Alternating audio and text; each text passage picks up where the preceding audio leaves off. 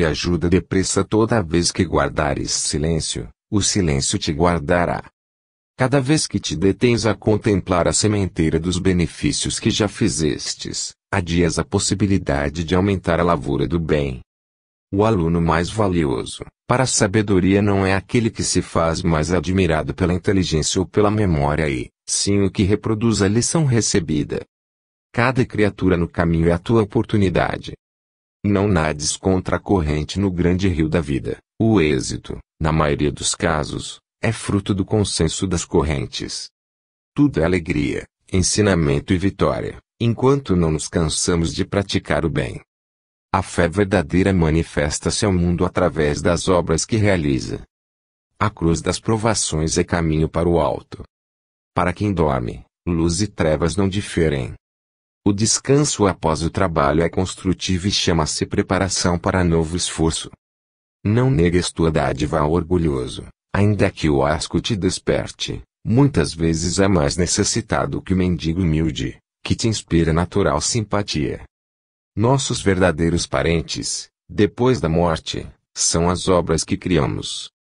Compadece-te de todos aqueles que se perdem a contemplar, enternecidamente, as estrelas do céu, sem saberem acender uma vela no próprio coração.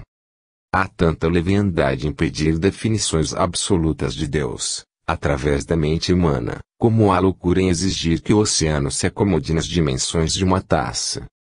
Resigna-te à condição de aprendiz, estuda e trabalha sempre, o Amazonas começa em fios d'água. Na administração ou na subalternidade, todo espírito pode ser admirável e sublime. Não ouvides que o divino orientador da humanidade passou, entre nós, na posição dos últimos servidores, morrendo na cruz dos ladrões. Se estabeleces condições para ajudar, reclamas o título de credor antes da própria dívida. O egoísmo pretende ser amado, o amor procura amar. Se permitirmos, o céu realizará maravilhas por nosso intermédio, a começar pelo milagre de nossa renovação para o bem. Em cristianismo não existe neutralidade. Disse o aprendiz ao mestre, por que não me escutaste? E o mestre redarguiu, por que te ensurdeceste? Enquanto exijas que os outros sejam tão bons quanto possam, não se lembras de que necessitas ser bom como deves?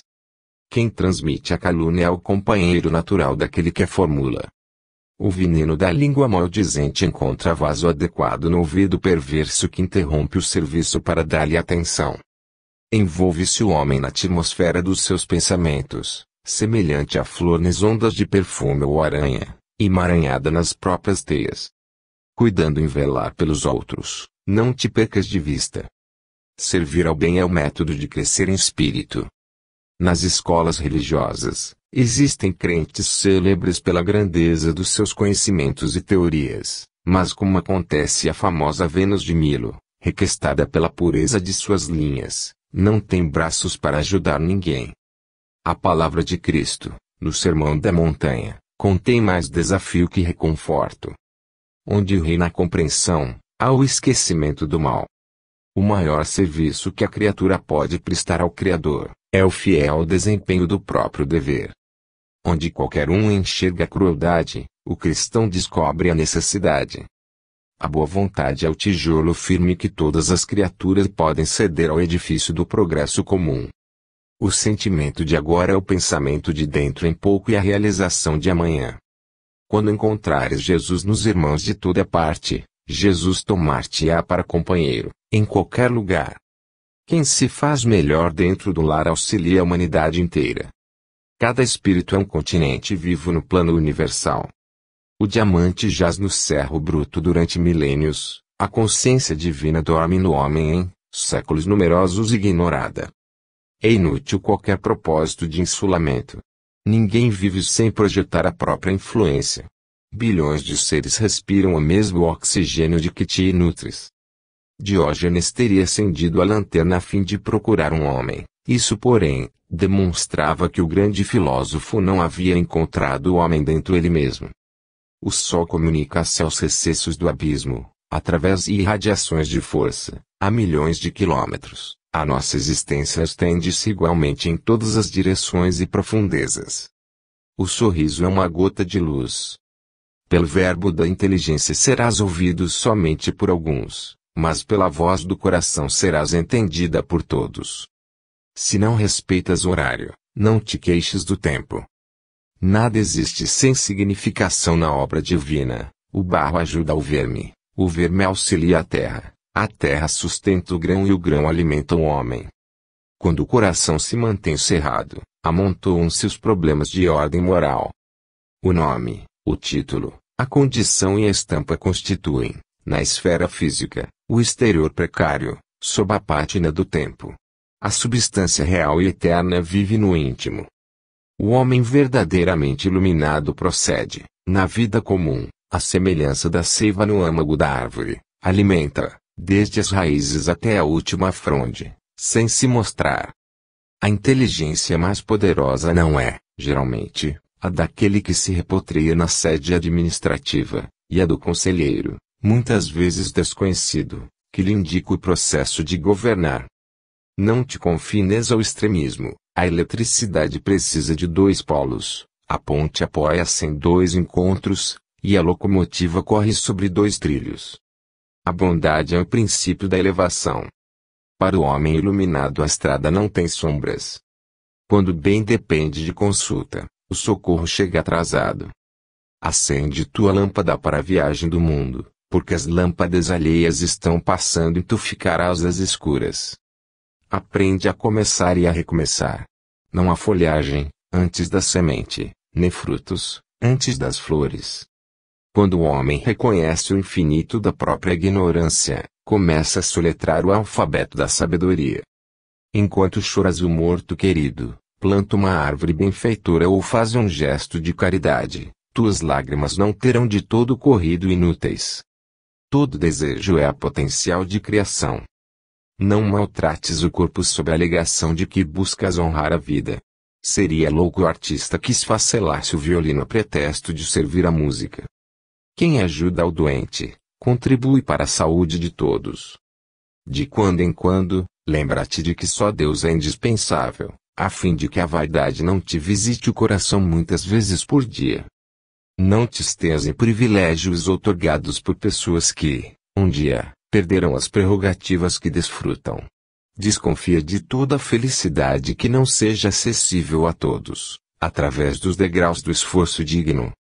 Os demônios do que conduzem ao erro podem ser instrutores, mas aqueles que precipitam a alma nos vales frios da indiferença são os verdadeiros senhores do inferno. Ainda que a primavera te pareça longa, não te esqueças do inverno, que um dia virá. O coração voltado para o céu facilmente se contenta com um lugar qualquer ao sol, e, por isso mesmo, a nenhum encanto se apega no mundo. Não menoscabes o conselho sábio, ainda quando proceda de lábios menos puros. Lembra-te que o tesouro do pão, que te supre a mesa, provém da terra imunda. Quem não dá ouvidos àquele que o ajuda a cultivar a planta preciosa da fé, acaba punido pela nuvem da incerteza ou pela noite da descrença. Ensina sem arrogância e não te esqueças de aprender. Amanhã será o momento oportuno de repousar, mas talvez seja tarde para o fazer. Trabalha com serenidade. Não ouvides que o sol desponta, se deita e ressurge, metodicamente, sem pressa. Os braços abertos em cruz são asas nascentes para os voos eternos do futuro. Quando quiseres indagar acerca dos mistérios do céu, sonda o segredo divino que palpita na flor. Disse a alma aflita ao corpo enfermo, por que me não ajudas? E o corpo, abatido, por que me desamparaste? O pequenino gesto de fraternidade é o grão de amor que pode trazer colheita infinita de bênçãos. A púrpura atinge o manto dos conquistadores, mas a falta de minúscula semente os césares morreriam sem pão. Um simples raio de cólera costuma perturbar ou destruir longas e pacientes sementeiras de amor. A pior derrota não é a daquele que perece, mas daquele que desanima. Disse o rio da sabedoria ao homem que lhe buscava as águas, que podes tu apanhar de minha corrente profunda, se trazes somente uma taça estreita nos dedos trêmulos. Buscarás o silêncio na furna solitária, na praia distante ou na cela indevassável dos mosteiros. Todavia, se o mal estiver em tua mente, a tentação conversará contigo, no lugar oculto, em voz mais alta.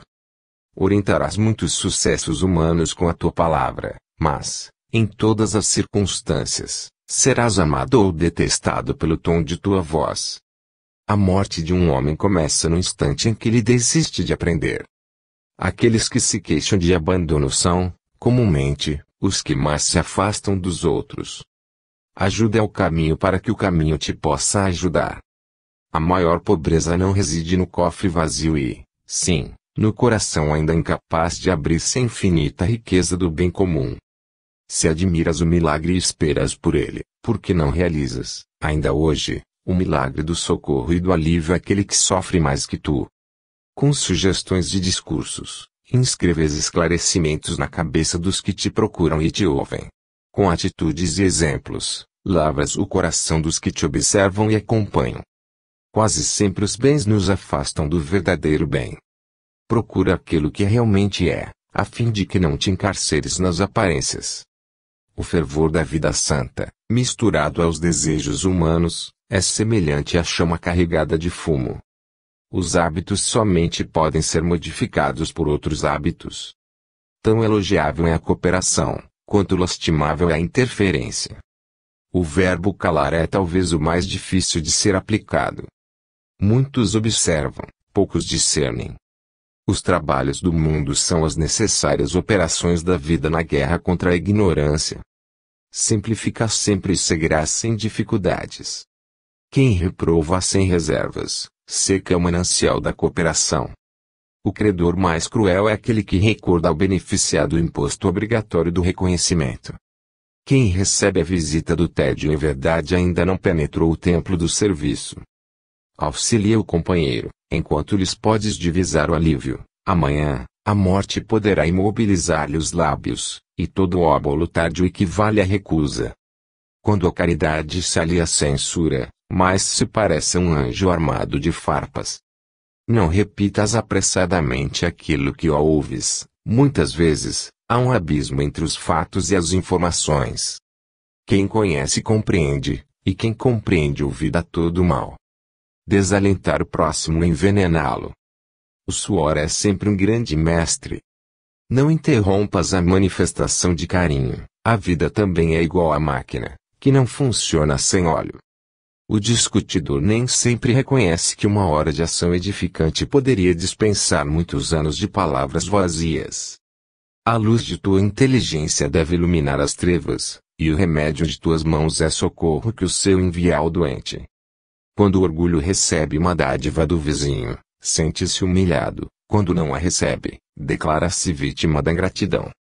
Construirás um palácio para asilar os sem teto, e os nutrirás com as sobras de teu celeiro, mas não forjarás a segurança do teu próprio abrigo, se não abrires uma porta de fraternidade real em teu coração.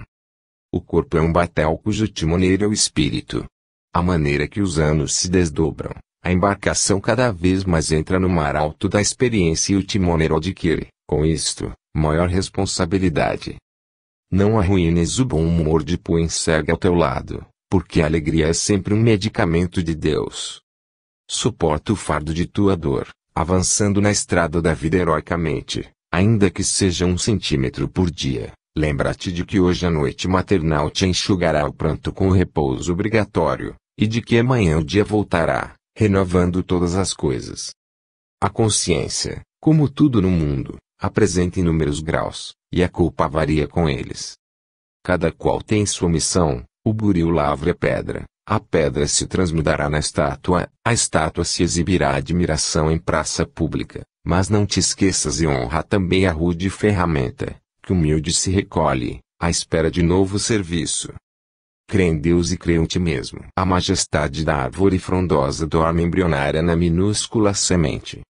Enquanto esperas pelo céu, não ouvides que também a terra vive esperando por ti. Quando todos desesperem ao redor de ti, impossibilitando-te a palavra equilibrante, contenta-te com um sorriso silencioso e aguarda a renovação das horas, quando a escuridão se faz completa, acender uma vela e criar novo sol. Não te perturbe a calúnia, a pedra tirada ao lago tranquilo desce ao fundo de lodo, enquanto as águas voltam a refletir a beleza do firmamento. A enxada por muitos anos viveu feliz, honrada pelos trabalhadores que a manejavam, mas sentiu-se cansada e aposentou-se num canto. Surpreendeu-a, então, a ferrugem, que a devorou em poucos meses. Não te sintas abandonado em circunstância alguma. O orvalho celeste rocia o cardo no deserto que o pé humano jamais tocou. Da semente lançada à fenda escura do solo, liberta-se viçosa planta, em busca de vida mais ampla. Do cadáver sepultado em cova fria, desata-se o ser imortal, nascendo na espiritualidade. Tudo vive e se renova, mas a ignorância acredita que a morte das formas temporárias significa a extinção de todas as coisas. No caminho da vida, não te inclines excessivamente à esquerda, porque o fogo poderá cremar-te, nem te desvies demasiado à direita, porque o gelo te mobilizará. No meio da estrada existe uma zona temperada, na qual poderás seguir, em equilíbrio com o ambiente. O excesso de conforto é tão prejudicial ao espírito, como a absoluta carência dele. Quem ama, sente a necessidade de dar de si mesmo. O sacerdote, que apenas falou do púlpito, foi varrido da memória, mas o artífice, que fez o altar, recebe a permanente homenagem dos admiradores de sua obra. O preguiçoso estima a confiança no acaso, o homem diligente levanta-se trabalhando e espera que Deus lhe roube as mãos ativas. Um trabalhador malhava grande pedra, procurando um tesouro que dentro dela jazia, mas, ao golpeá-la pela 100ª vez, assaltou-lhe o desânimo e abandonou-a. Outro trabalhador, então, aproxima-se e, ao primeiro golpe de marrão, logo lhe recolheu a riqueza do seio escancarado. Inúmeros homens dormem, muitos observam, alguns trabalham e raros servem. A pedra que não cede à passagem da corrente, fica para trás. Aquilo que não beneficia a todos, quase sempre não é bom para alguns. Quando o homem desiste de lutar pelo bem, inicia-se-lhe a rigidez cadavérica do espírito. Beija as mãos que te ferem. Sem que o arado rasgue sucos, a terra não produz. O amor não exige remuneração, mas não te esqueças de que a amizade é sustentada pela troca de valores da alma. Não negues atenção e carinho aos que te cercam, esperando estímulo e consolo. As sementes lançadas a covas de pedra estilam-se e morrem. A dor constitui valioso curso de aprimoramento para todos os aprendizes da escola humana. Na subalternidade, considera os problemas de quem te dirige. No comando, observa as lutas de quem te serve. Somente assim, agirás com justiça. Na juventude do corpo físico, a alma olha para fora, mas, na velhice, aprende a atentar para dentro. O Cristo aceitou a cruz para que o coração de cada homem se converta em lar vivo da humanidade inteira. Se tua dedicação está sempre a eriçar os espinhos da crítica, teu amor viverá constantemente só. A verdade é remédio poderoso e eficaz, mas só deve ser administrado consoante a posição espiritual de cada um. Obstáculo transposto é problema vencido. Trabalha, antes de pedir, porque o teu próprio trabalho fará a exposição de tuas necessidades. A morte oferece tranquilidade somente ao espírito em cujas profundezas o incêndio das paixões jaz extinto. Não duvides do poder da bondade, ainda que a violência reúna mil exércitos contra ti. Uma coração com Deus representa a maioria contra uma multidão desvairada. O juiz compassivo. Bulhão pato. O homem rude, escravo da natureza, através de laborioso atrito no bosque cerrado, fez fogo crepitante, e a lenha, a consumir-se, lamentou com amargura. Ai de mim! Quem me socorre? Quem me livrará do incêndio devastador? Mal se calar o combustível, grande porção de ferro bruto foi trazida ao braseiro e o minério chorou, clamando. Ó céus! O calor me consome. Desventurado que sou! Quem me arrancará de semelhante inferno? Emudeceu infeliz e, depois de alguns dias, o ferro, convertido em arado, sulcava a terra, que gemia, dilacerada. Quem se atreve a rasgar-me o seio de mãe? Dou quanto tenho à vida. Porque me despedaçam o coração. Piedade! Piedade! O silêncio, todavia, tornou ao terreno. Decorridas algumas horas, o grão foi lançado às chagas da terra e, vendo-se tragado pelo solo, exclamou: quem me atenta, assim, contra a fraqueza? Deus de bondade, não me entregueis a sanha dos maus. Tenho medo, a escuridão me sufoca e o frio me impele à morte. Entretanto, acabou submetido e, pouco tempo depois, ressurgiu na forma de arbusto frágil que, dia a dia, cresceu, floriu e frutificou. Quando a espiga madura se orgulhava ao sol, veio a cegadeira que a decepou sem comiseração. A espiga, triste, reclamou, atormentada: que será de mim? De onde procede o golpe que me abate? Justiça! Justiça!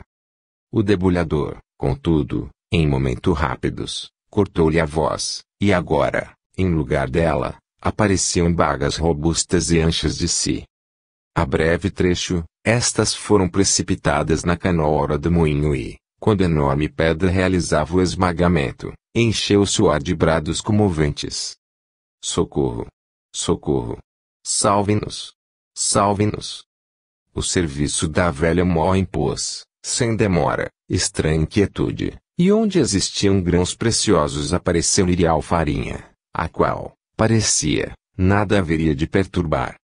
Veio, porém, o amassador, que, misturando ingredientes diversos, com ela formou substanciosa massa. A farinha chorava e lamentava-se dolorosamente e, ao ser conduzida ao forno, gritou: súplice! Que crime cometi para sofrer, assim, tamanha flagelação?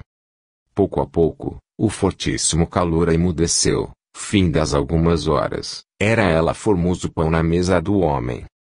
O feliz comensal fez-se rodeado de várias presas, tais como a uva pisada no lagar, em forma de vinho, uma costela sanguinolenta de ovelha chopada ao amanhecer, ervilhas afogadas em molho excitante e alguns pequeninos cadáveres de peixe enlatado, e comeu, sem o menor pensamento de gratidão pelo repasto que tantos sacrifícios custara à natureza.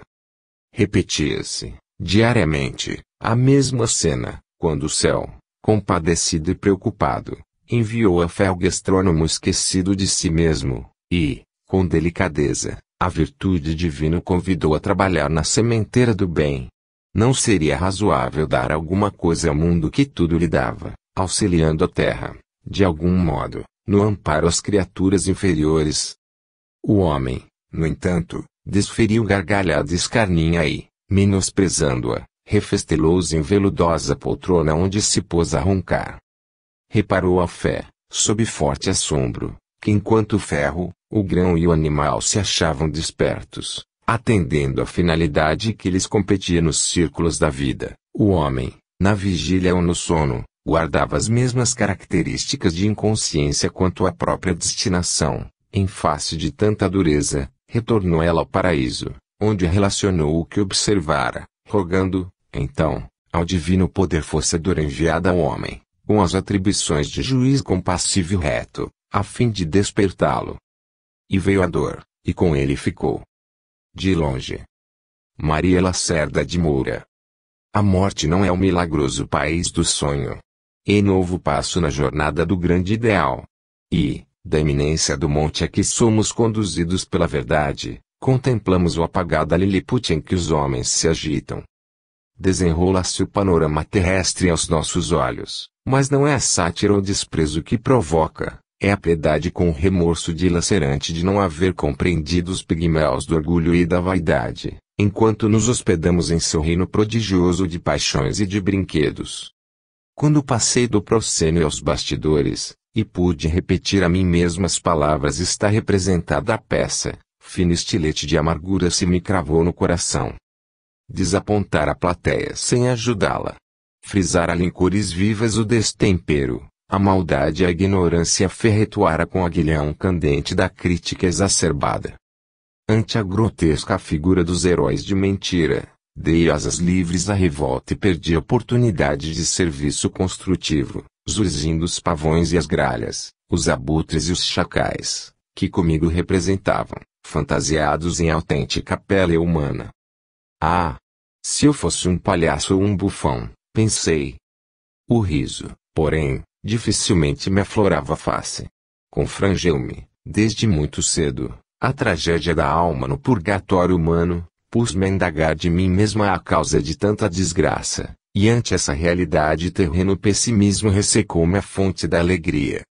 Detestava a superfície enganadora e, escafandrista da verdade, amava as profundezas do oceano da vida, olvidando, ai de mim, que a incursão no leito lodescento das águas nos constrange a revolver inutilmente a lama do fundo. Usando das fortes lentes da investigação, tateei as chagas do organismo social, assombrando-me o espetáculo da miséria de todos os tempos. Descobri a imoralidade, a depravação, a baixeza, a libertinagem, o despudor, o vício sob todas as formas. Entretanto, à maneira de Freud, que fez a diagnose espiritual da humanidade, catalogando-lhe os complexos enervantes e sombrios, sem, contudo, lhe oferecer remédio providencial, igualmente indiquei o pântano e o espinheiro, sem traçar, por mim mesma, sólidas diretrizes para sua extinção. Condenei os abusos de nosso tempo, clamei contra o cativeiro que acorrentou a natureza simples e luminosa ao tronco da hipocrisia, esvurmei as feridas de nossas instituições, afrontando a ira e o escárnio dos cresos e dos tartufos, dos ditadores e dos salvadores, das comunidades e das igrejas, que afivelam máscaras sórdidas, e disso não me arrependo. A verdade é uma fonte cristalina, que deve correr para o mar infinito da sabedoria. A perfeição social será também obra-prima da vida. Sem o burio robusto do verbo criador e regenerativo, a brutalidade da ignorância não cederá 1 milímetro à obra de beleza que nos cabe realizar. Entretanto, gravando conceitos apaixonados contra os sistemas políticos e religiosos, esquecia-me de que o libelo mais admirável, sem a íntima luz da compreensão santificante a lhe clarear a estrutura, será sempre mera demagogia. No meu peito pulsava um coração profundamente humano, retalhado de angústia na contemplação dos silenciosos e incessantes dramas do infortúnio. Contudo, não consegui entesourar suficiente piedade para com os maus, adoçando a agrura de minha palavra atormentada e dolorida. Se pude compor um cântico literário, destinado a exaltar os meus anseios de maternidade espiritual no mundo, guardo o pesar da frustração, por haver faltado dentro dele o acorde do entendimento. A terra é um paraíso no berço. O Gênesis, pela voz de Moisés, conta que o Senhor, em pronunciando o Fiat Lux, apenas dividiu a claridade e as trevas, sem aniquilar a noite, e quando determinou que o solo produzisse, apareceram as ervas daninhas e as árvores frutíferas, esparzindo sementes, segundo a sua espécie. E ainda nos empenhamos no combate às sombras, e ainda vivemos em plena seara verde, no domicílio planetário, até hoje. Também relata o livro venerável que o Todo-Poderoso descansou ao 7º dia, depois de estabelecida a instituição terrestre. Entretanto, que repouso poderia haver para Adão decaído e Eva enganada, em suprema desesperação, após o banimento do Éden? A vida humana é uma torre, que erguemos para o regresso à sublime pátria de origem, mas todos havemos de coser o áspero tijolo da experiência e de preparar o cimento da verdadeira fraternidade com as próprias mãos, ligando-os na construção do edifício do aperfeiçoamento comum, e, então, saberemos e conquistaremos o direito de analisar com lucidez os fatos em torno de nós. Nesse aspecto da luta, o trabalho que pretendi executar foi incompleto. Rendi sincero preito à religião do amor e da beleza e acreditei nos deuses interiores que nos dirigem os sonhos, mas oficiei com vinagre e fé um altar de meu culto. Amor é perdão infinito, esquecimento de todo mal, lâmpada de silencioso serviço a todos, sem distinção, alimentada pelo óleo invisível da renúncia edificante. Beleza é bondade fecunda, compreensão permanente, inalterável serenidade da alma para ajudar, sem restrições, a todos os romeiros da regeneração e da dor. E os deuses interiores somente erguem tronos de luz em nossa inteligência, quando lhes situamos Olimpo nos ideais mais altos do plano excelso. Eis-me, porém, de coração novamente voltado para a floresta humana, agora não mais para dardejar-lhe às serpentes, apontar-lhe os despenhadeiros, regar-lhe com o petróleo da repugnância o charco das misérias sociais, mas, sim, para avivar-lhe as flores que hesitam em exalar o perfume da caridade, acolher-lhe as sementes no celeiro da fé e pensar-lhe as úlceras, aliviando os corações feridos que lhe atravessam os cipoais. Eis-me de olhar pousado no futuro, aspirando por trabalho e paciência, a fim de auxiliar a todos os companheiros de peregrinação, nas dolorosas vias do aprimoramento. Percebo, enfim, a sublime herança de todos os idealistas e de todos os mártires, dos pensadores e dos filósofos sacrificados. Sinto agora a grandeza do fardo glorioso de quantos se imolaram para que o progresso comum conquistasse mais uma gota de paz ou mais uma fimbre de luz. Entendo, presentemente, o envenenamento de Sócrates, o sofrimento de Jean Hus, a fogueira de Giordano Bruno, o extermínio de Servet, a execução de Bali e os sarcasmos atirados à fronte de todos os campeões da prosperidade espiritual do mundo. Sobretudo, compreendo hoje o madeiro da Cristo, que cimentou com suor, sangue e lágrimas o edifício da solidariedade mundial. Em pensamento, arrojando-me ao chão adusto da velha Jerusalém de há quase 2000 anos, ajoelho-me entre o divino restaurador, içado ao poste oprobrioso, e a população irônica, digna de comiseração, e exclamo, tocada de novo ânimo para a vida renovada.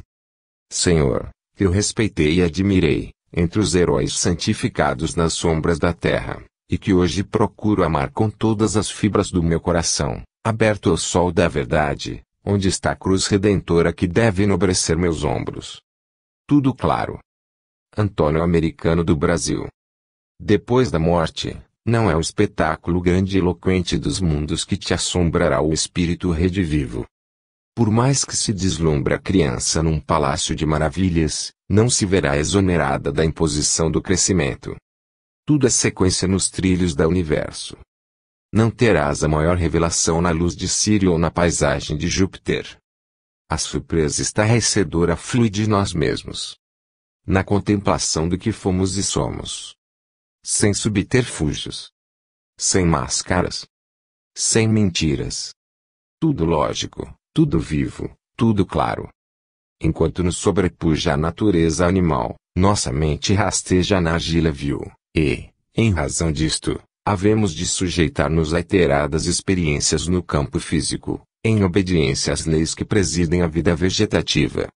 Quando, porém, a existência nos propicia o ensinamento superior, por se nos ter a tal ponto modificado a estrutura anímica, enceta-se o domínio do nosso espírito na ordem evolutiva, começa a vibrar nosso pensamento em onda de frequência já mensurável, e nossa mente, cada vez com maiores responsabilidades, projeta-se em linhas de força de nitidez crescente. As emissões do presente aclaram-nos o pretérito, que, então, pode ser fotografado num segundo. Através do hoje, ressurge o ontem.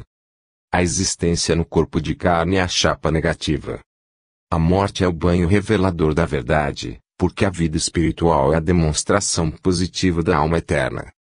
Se inutilmente recebemos a lição renovadora do amor, com possibilidades inúmeras para a execução dos desígnios do Senhor entre as criaturas, retendo, em vão, os dons celestes do conhecimento, então, ai de nós.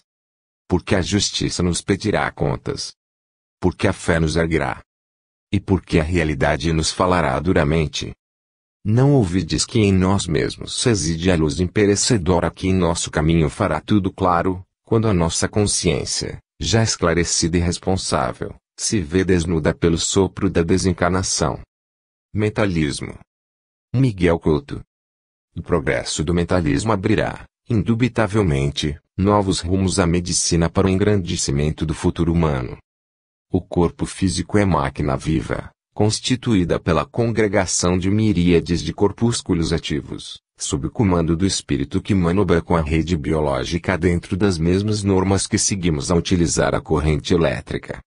Avançando pesadamente, da animalidade para a humanidade, aumentamos o poder da consciência pela assimilação dos valores que a vida nos oferece, por intermédio do tempo e do trabalho, e, Com esse poder armazenado na economia do próprio ser, manejamos o equipamento celular, com um antecipado conhecimento de suas ações e reações, qualidades superiores ou idiosincrasias genéticas, para que nos ajustemos ao laborioso esforço de encarnação, dela retirando os proventos necessários.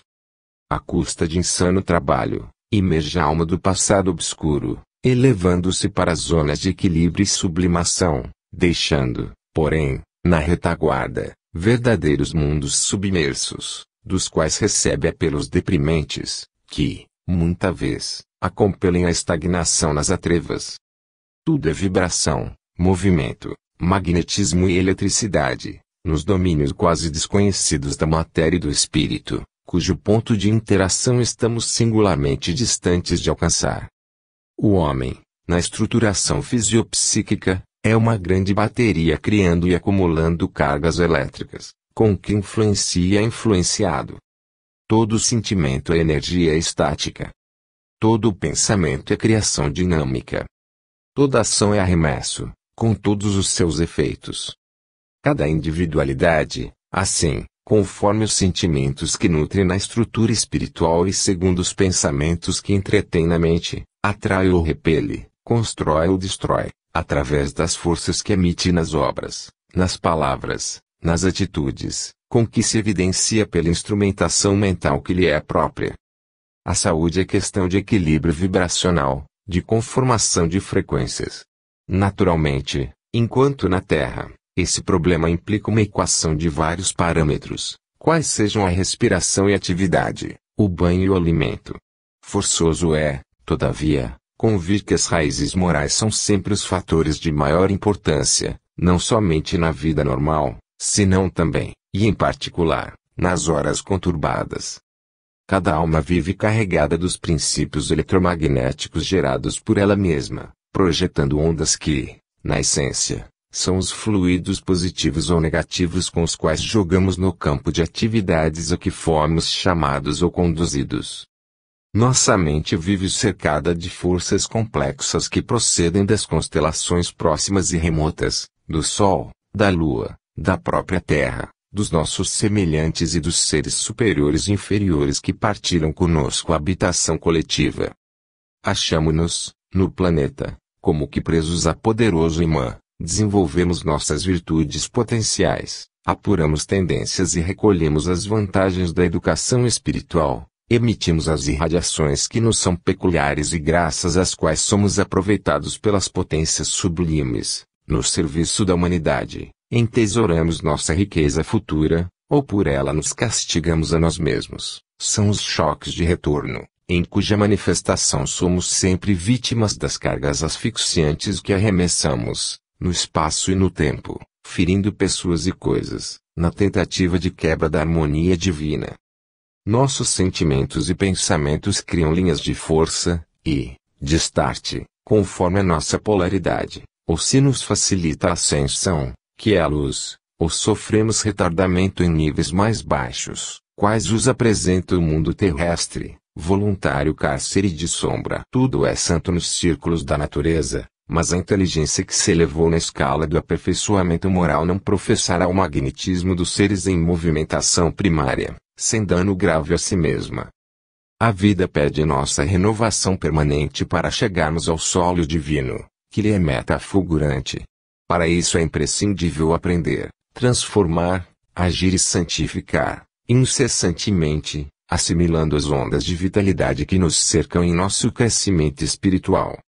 Confiarmos-nos a paixões bastardas será estabelecer linhas de forças repulsivas, que nos constrangem a demora na paisagem das sombras. Acendermos a confiança e o entusiasmo na vitória do bem é formar linhas de forças atrativas, com as quais estruturamos para nossa individualidade eterna um mundo vasto de felicidade, alegria e paz incessantes. O homem é o distribuidor de cargas eletromagnéticas, geradas por ele mesmo, em toda parte. O equilíbrio, portanto, é questão de toda hora. Examinado em seus aspectos reais, o corpo físico é uma grande república federativa, onde as células, diferenciadas pela especialização, agem sob o comando da mente. Esses indivíduos microscópicos requisitam, porém, incentivo, nutrição e amparo, a fim de viverem convenientemente, e possuem também o seu campo vibratório circunscrito, dependendo de estímulos dessa natureza para se enquadrarem na harmonia necessária. A missão de curar, deste modo, é muito mais a ciência de equilibrar os movimentos oscilatórios que a de socorrer o veículo somático, e somos obrigados a considerar que, ainda quando praticamos a clínica ou a cirurgia, é imprescindível ponderar a modificação do tônus vibratório de imensas colônias de protozoários, através de cargas elétricas de produtos químicos ou de golpes renovadores do bisturi, se desejamos alcançar a almejada restauração. Cada alma vive e respira na atmosfera mental que estabelece para si mesma, em qualquer distrito do universo.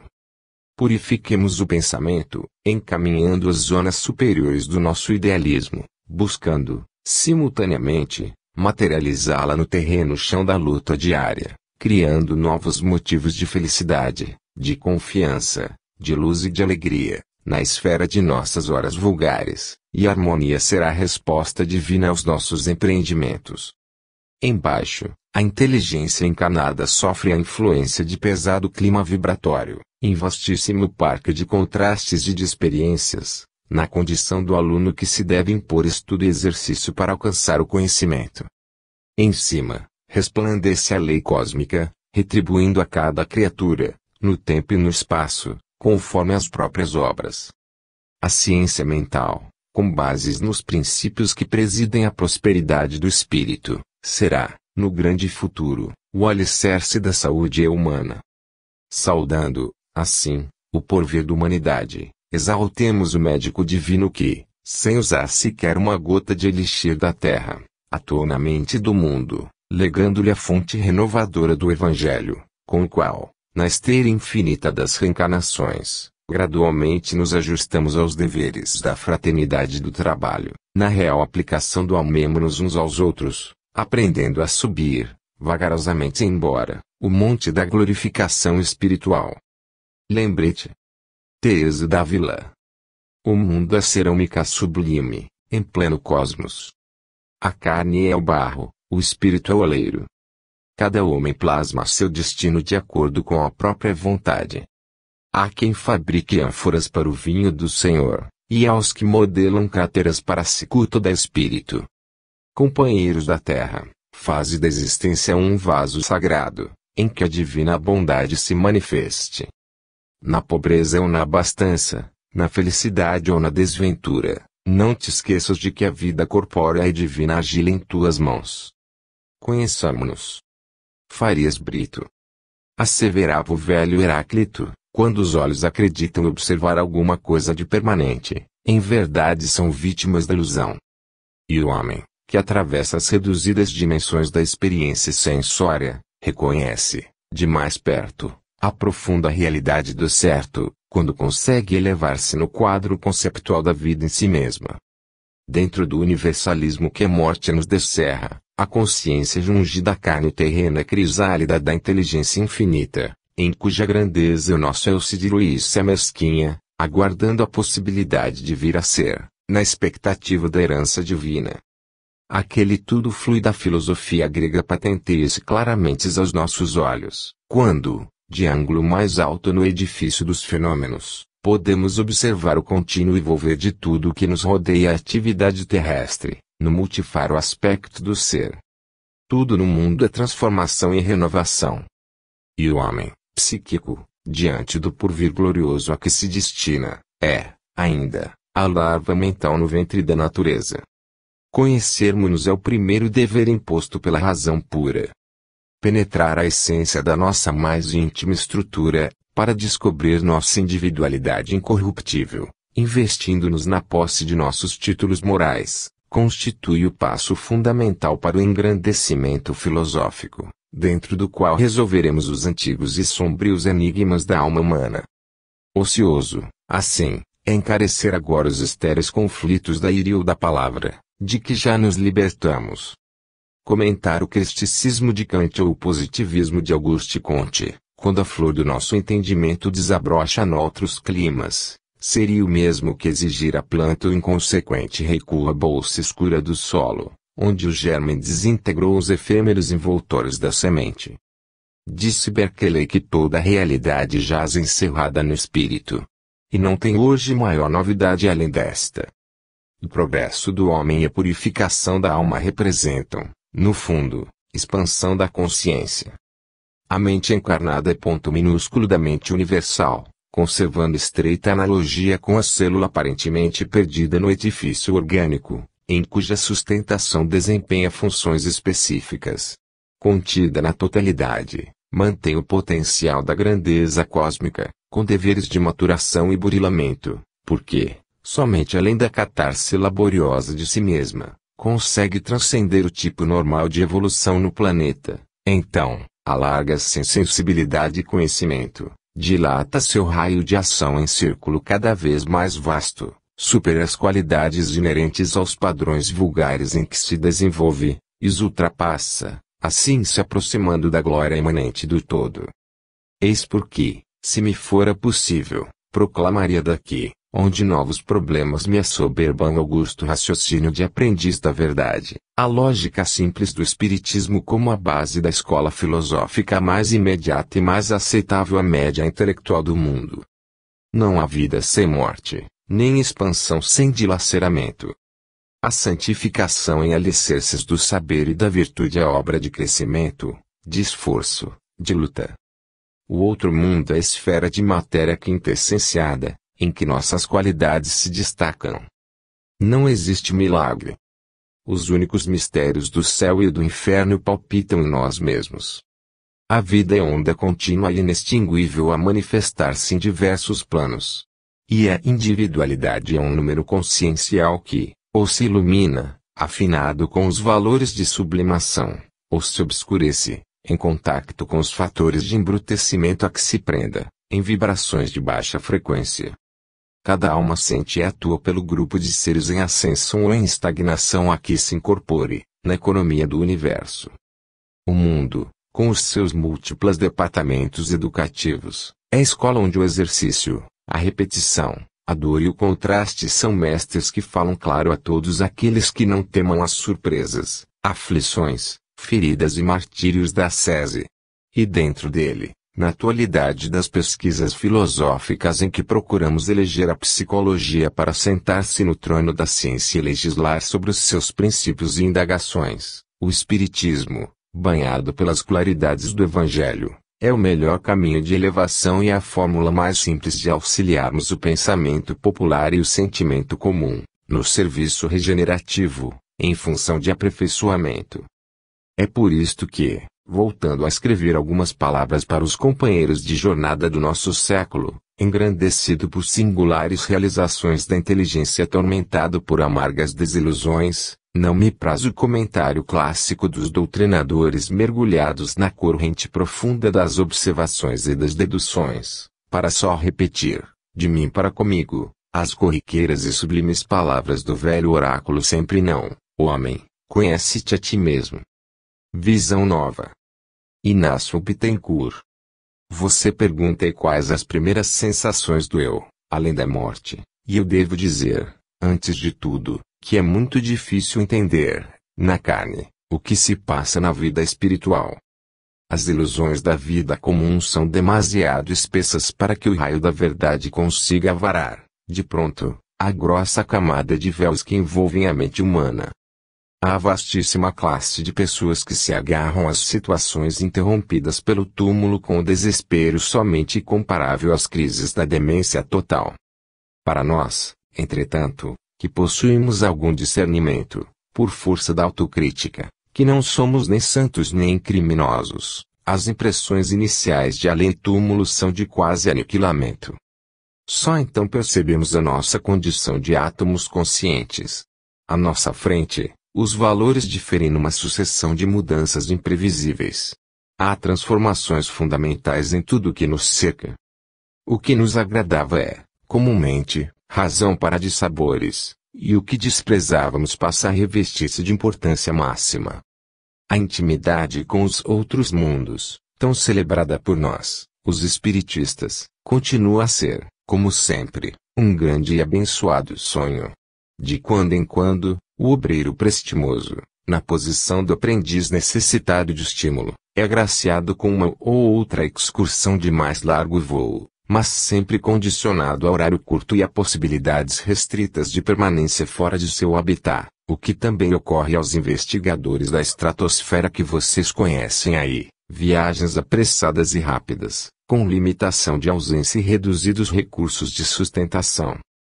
Incontestavelmente, grandes vultos da humanidade gloriosamente vivem em outros climas celestes, mas, falando da esfera em que nos encontramos, compete-me afirmar que é ainda muito remota para nós qualquer transferência definitiva para outros lares suspensos da nossa comunidade planetária. Mercúrio, Vênus, Marte, Júpiter, Saturno, Urano e Netuno, importantes companheiros da Terra, no sistema presidido pelo nosso Sol, acham-se a milhões e milhões de quilômetros. A própria Lua, considerada dependência terrestre, rola centenas de milhares de quilômetros. E as constelações mais próximas? Você já imaginou que seja o espaço, esse domínio imenso, povoado de forças espirituais que ainda não conseguimos compreender em seus simples rudimentos? Já calculou o que seja esse plano infinito, onde a luz viaja com a velocidade de 300 mil quilômetros por segundo? Francamente, hoje creio que um homem, dentro do nosso reino solar, é, comparativamente, muito menor que uma formiga no corpo ciclópico da montanha onde se oculta. Sentindo-nos, assim, quase na condição de ameba pensante, somos, depois do transe carnal, naturalmente constrangidos a singulares metamorfoses do senso íntimo. Sempre nos supomos figuras centrais no mundo e acreditamos ingenuamente que o nosso desaparecimento perturbará o curso dos seres e das coisas. Contudo, no dia imediato ao de nossa partida, quando é possível observar, reparamos que os corações mais afins com o nosso providenciam medidas rápidas para a solução de quaisquer problemas nascidos de nossa ausência. Se deixamos débitos sob resgate, pensamentos pungentes daí se desfecham sobre nós, cercando-nos de aflições purgatoriais, e se algum bem material legamos aos descendentes, é preciso invocar a serenidade para contemplarmos sem angústia os tristes aspectos mentais que se desenham ao redor do espólio. A vida, porém, prossegue imperturbável, e nós precisamos acompanhar-lhe o ritmo na ação renovadora e constante. Somos, assim, atribulados por enormes problemas. Não será mais possível prosseguir com as ilusões a que nos agarrávamos entre os conceitos provisórios e os títulos convencionais, e nem podemos, de imediato, penetrar nos serviços da espiritualidade superior, por nos faltarem credenciais de luz íntima, com amor e a sabedoria por bases. Resta-nos, pois, diante das transformações inelutáveis da morte, recomeçar humildemente aqui o velho curso de aperfeiçoamento moral, reaprendendo antigas lições de simplicidade e de serviço, e, quando nos comunicamos entre os homens de boa vontade, é natural não sejamos os espíritos iludidos de ontem, mas os discípulos da verdade, no presente imperecível, edificados na integração mais perfeita com os princípios de Jesus, nosso Mestre e Senhor, não obstante a nossa demora multissecular em pleno jardim da infância. Esperança. Viana de Carvalho. Se a noite o surpreendeu de coração ferido ou de cérebro azorragado por amargos arrependimentos, não se renda à dor que lhe parece irremediável. Enquanto a sombra se estende ao longo do caminho, e a ventania sopra, qual lamentoso grito de angústia, fite as estrelas que cintilam nas alturas e siga adiante, ao encontro do novo dia. Não pode. Tremem-lhe os pés sob o fardo da aflição? Enrijeceram-se-lhe as fibras da alma e não consegue nutrir um novo sonho. Erga uma prece à esperança, o gênio da luz que nos permite antever o porvir imenso. Recolha-se a oração e ela virá, doce e infatigável enfermeira, balsamizar-lhe as chagas interiores e sustentar-lhe as energias semimortas. Atenda-lhe o apelo carinhoso e prossiga sem desfalecimento. Não embude o entorpecente elixir da inércia ou o fel corrosivo do sofrimento. Aceite as sugestões do gênio amigo e reflita. Sentirá no próprio coração dores maiores que a sua, os pavores dos grandes infelizes, as úlceras cancerosas de milhões que, até agora, você não conseguira ver. Então, inefável consolo baixará do céu sobre a sua dor, aquietando-lhe a ânsia, inexprimíveis sentimentos desabrocharão em seu espírito, e seus braços se abrirão para acolher as ignoradas mágoas dos seres mais humildes da terra. Nem todos sabem avaliar essa virtude celeste. Muitos a transformam em vinagre de impaciência ou em tortura mortal, convertendo-lhe a bênção em estilete da enfermidade. Felizes, porém, daqueles que lhe guardam a sublime claridade no imo do espírito, porque verão a sabedoria do tempo, adquirindo com a vida a ciência da paz. Espera, diz a noite, o dia voltará. Espera, clama a semente, o fruto não tarda. Espera, anuncia a justiça, e tudo recomporei. Bem-aventurados, pois, quantos no mundo sabem aprender, servir e esperar. Fim.